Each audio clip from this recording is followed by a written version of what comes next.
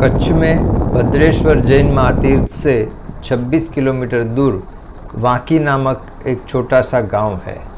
सन 1974 में इस गांव में जैनाचार्य श्री कलापूर्ण सुरेश्वर जी महाराज पधारे थे। उस समय गांव में त्योहार जैसा माहौल बन गया था। वाकी और आसपास के गांवों के मूल निवासी शहर में रहने वाले जैन इस अवसर पर वाकी आए हुए थे।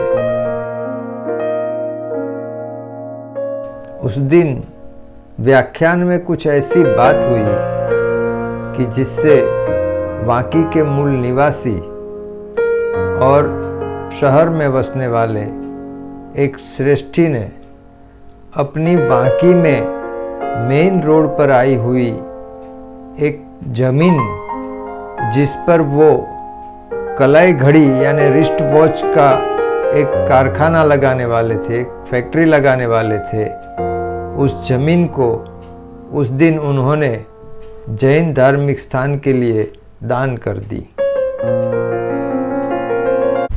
नमस्ते, जय जिनेंद्र। मेरा नाम है नीलेश शाह और आप देख रहे हैं मेरी YouTube चैनल जैन स्टोरी 9।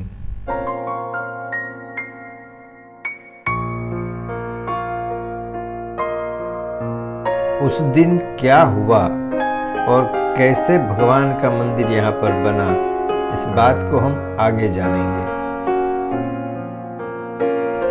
भगवान का मंदिर वहीं पर बनता है जहाँ परमात्मा की मर्जी होती है। यहाँ पर भी ठीक वैसा ही हुआ।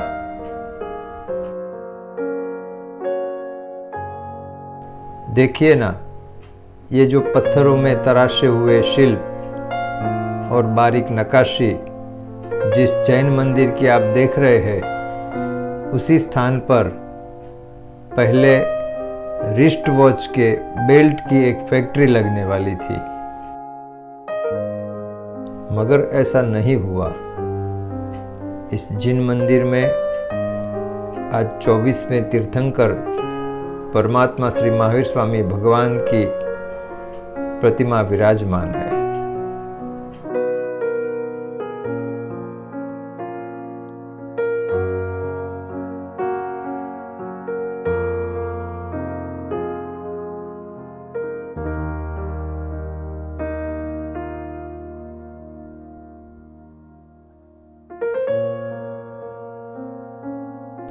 इस भव्य विशाल मंदिर के बाहर सीढ़ियों की दोनों तरफ पंक्तिबद्ध हाथियों की अनुपम मूर्तियां उड़ीसा के मूर्तिकारों द्वारा बनाई गई है। इस भव्य मंदिर और शिल्पों के लिए जिस पत्थरों का उपयोग किया गया है वह राजस्थान के ओसिया जी के पास तिवरी से मंगवाए गए हैं।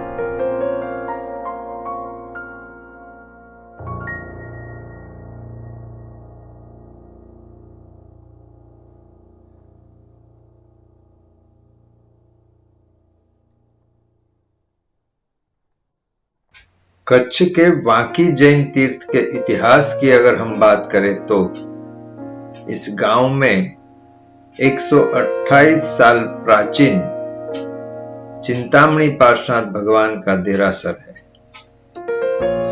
लेकिन सन 1974 में कलापूर्ण सुरेश्वर जी महाराज साहब जब वाकी पधारे, तब संघ में उत्साह का माहौल था। उस दिन सबको लगा कि आज के इस अवसर पर, इस दिन के याद के रूप में यहाँ कुछ होना चाहिए। वाकी में कुछ भव्य स्मारक या कुछ भी धार्मिक स्थान बनना चाहिए। यहाँ पर भव्य मंदिर बनना चाहिए।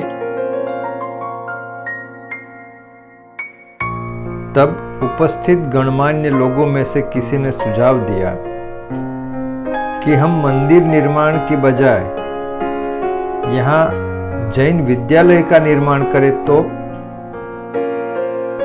उस समय वाकी के मूल निवासी अहमदाबाद में रहने वाले सेठ श्री लक्ष्मीचंद भाई छेड़ा आगे आए और उन्होंने कहा कि इस शुभ कार्य के लिए वाकी में मुख्य मार्ग पर अपनी जमीन देने के लिए मैं तैयार हूँ।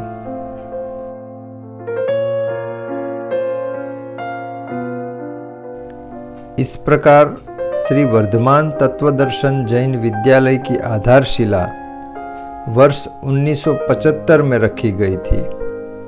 तब यहाँ पर लगभग 3 एकड़ भूमि दान में मिली हुई थी। अब इस भूमि पर साधु साध्वी भगवंतों और मुमुक्षों, साथ साथ जैन धर्म में रुचि रखने वाले छात्रों के लिए एक स्कूल का निर्माण कार्य शुरू हुआ। साथ में समृद्ध पुस्तकालय के लिए भी एक जगह नक्की कर दी गई।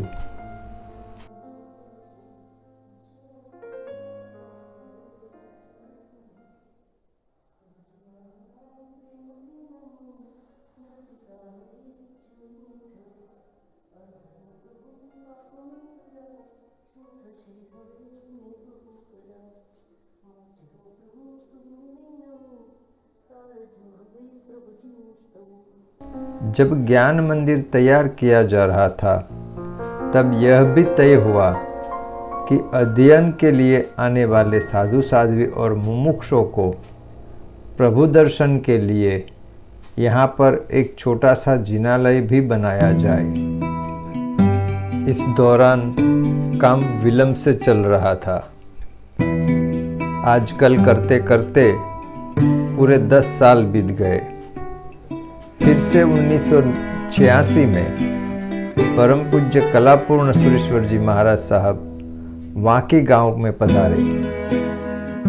उस वक्त वाकी गांव के जैन संघ और वाकी के मूल निवासी जैन अग्रणियों ने अपना एक स्पष्ट विचार व्यक्त किया कि वाकी में एक भव्य जिनालय का निर्माण होना चाहिए।